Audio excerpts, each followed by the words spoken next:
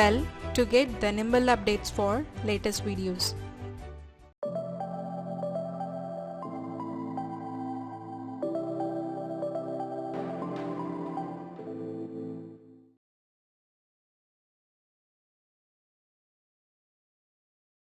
Hello everyone, आज इस video में हम देखेंगे कि हमारी जो ESIC ने 2 वैकेंसीज रिलीज करी हैं, एक यूडीसी पोस्ट के लिए और एक स्टीनोग्राफर्स पोस्ट के लिए।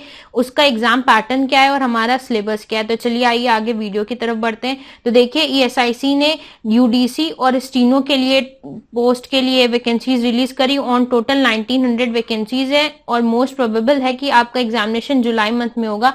तो देखिए आपके एग्जामिनेशन में भी अब ज्यादा टाइम बचा नहीं है। तो सबसे पहले हम देखते हैं स्टीनो का हमारा एग्जामिनेशन पैटर्न क्या होगा। तो देखिए इसमें 2 होगा, एक फेज 1 होगा और एक फेज 2 होगा। फेज 1 जो होगा इसको आप मेंस एग्जामिनेशन मानो। इसमें 3 सब्जेक्ट आएंगे आपके, एक इंग्लिश लैंग्वेज, एक रीजनिंग, फिर जनरल अवेयरनेस। इसमें मैथ्स कुछ भी नहीं पूछेगा। तो देखिए इंग्लिश लैंग्वेज एंड कॉम्प्रिहेंशन में 100 क्वेश्चंस, 100 मार्क्स और टाइम ड्यूरेशन होगा 70 मिनट सेपरेटली। और रीजनिंग एबिलिटी 50 क्वेश्चंस, 50 मार्क्स और टाइम होगा 35 मिनट्स सेपरेटली। और जो ये होगा रीजनिंग एबिलिटी ये बायलिंगुअल में अवेलेबल होगा। जो जीए होगा उसके 50 क्वेश्चंस, 50 मार्क्स और टाइम ड्यूरेशन होगा 25 मिनट सेपरेटली और ये भी बायलिंगुअल में अवेलेबल होगा।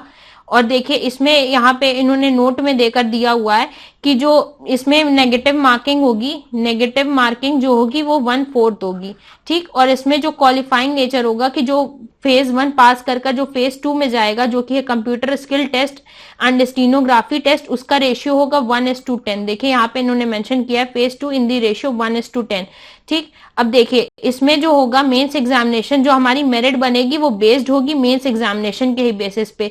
जो computer skill test and stenography test है ये आपका क्वालिफाइंग नेचर होगा, बोथ कंप्यूटर स्किल वाला भी और स्टीनो टेस्ट भी होगा, ये क्वालिफाइंग नेचर होगा। आपकी जो मेरिट डिसाइड होगी वो आपके मेंस एग्जामिनेशन के बेसिस पर डिसाइड होगी।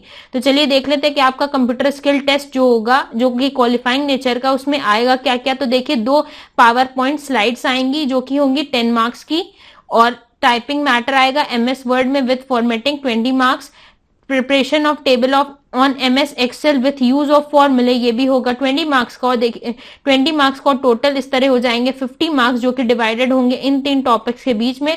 और टोटल कॉम्पोजिट टाइम होगा आपका 30 मिनट्स। इसमें आप स्किप भी कर सकते हो, स्वाइप भी कर सकते हो, जब जो चीज आप करना चाहो। इसमें ऑन टोटल होंगे आपके पास 30 मिनट्स।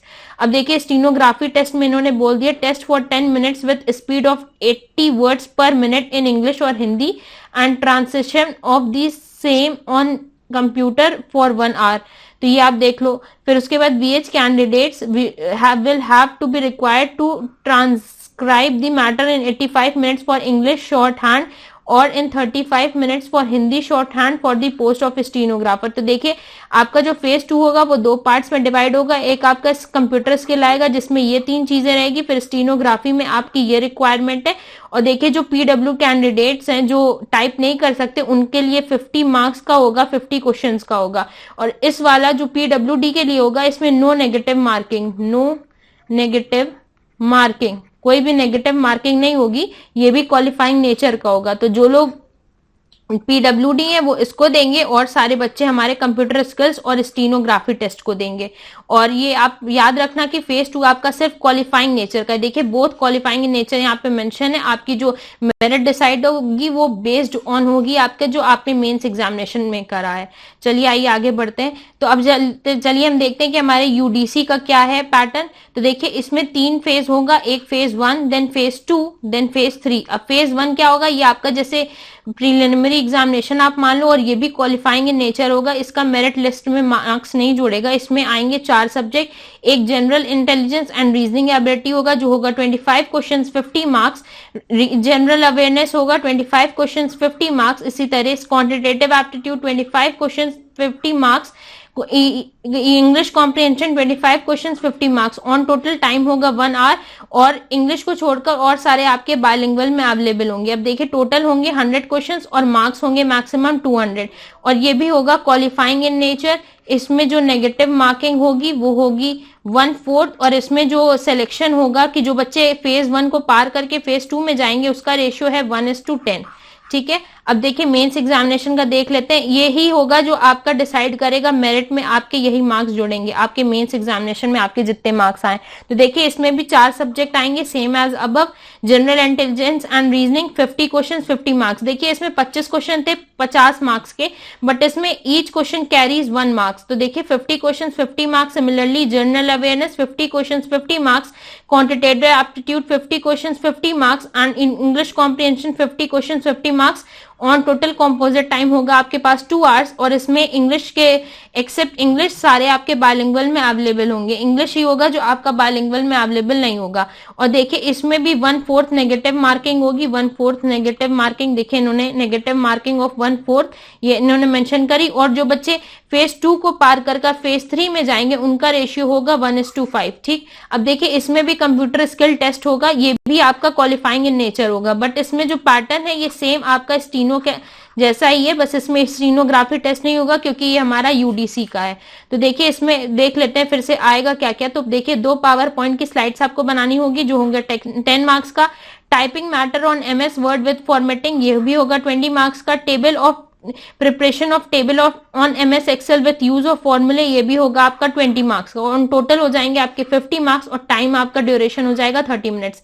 इसमें भी देखिए जो पीडब्ल्यूडी कैंडिडेट्स हैं उनके लिए 50 क्वेश्चन के ऑब्जेक्टिव पूछेंगे क्वेश्चंस, और जिसमें नो नेगेटिव मार्किंग होगी, और ऑन टोटल क्वेश्चन मार्क्स होंगे हमारे 50 मार्क्स, और ये भी क्वालिफाइंग नेचर होगा। ये सारे होगा पीडब्ल्यूडी कैंडिडेट्स के लिए, और अदर्स के लिए हमारा ये कंप्यूटर स्किल टेस्ट होगा जो कि 3 बेसिस पे होगा। चलिए आगे बढ़ते हैं। अब चलिए हम देख लेते हैं कि हमारा सिलेबस में क्या है। तो देखिए इसमें इन्होंने तो कुछ चीजें आपकी जैसे देखिए पेपर फोल्डिंग एंड अनफोल्डिंग ये सारे हमारे बैंकिंग में नहीं आता, और ये हमारे एसएससी या अदर्स एग्जामिनेशन पूछता है बट बैंक में नहीं पूछता। बट देखिए जो ESIC SSO का एग्जामिनेशन हुआ था ना, उसमें पूरा पैटर्न आपका बैंक ही में ही फॉलो हुआ था ऑलमोस्ट, मतलब आप समझ लो बहुत, मतलब ऑलमोस्ट आपका बैंक पैटर्न ही पूछा था। तो मोस्ट प्रोबेबल इसमें इन्होंने ऑल्दो दे दिया है काफी सारी डिफरेंट चीजें जो हमारी बैंक में नहीं पूछती, बट आप ये उम्मीद रख सकते हो कि इसमें भी आपका बैंक पैटर्न ही फॉलो करेगा, क्योंकि उन्होंने जो ESIC SSO का एग्जामिनेशन हुआ था वो प्योरली मोर और लेस आपका बेसिस पूरा बैंक के जैसा ही था, कि जैसे करंट अफेयर भी जो पूछा था वो भी था, बस ये था कि इसमें इंश्योरेंस की चीजें थोड़ी सी बढ़ा के पूछ लिया था, बस यही एक डिफरेंस था और कुछ भी डिफरेंस नहीं था। रीजनिंग में आपकी पजल्स आई थी जैसे आपके बैंकिंग एग्जामिनेशन में आती है, इनइक्वालिटी थी, मतलब आपका प्योरली मैथ्स आप ले लो या रीजनिंग ले लो, कुछ भी ले लो, आपका बैंक पैटर्न ही फॉलो हुआ था। तो मोस्ट प्रोबेबल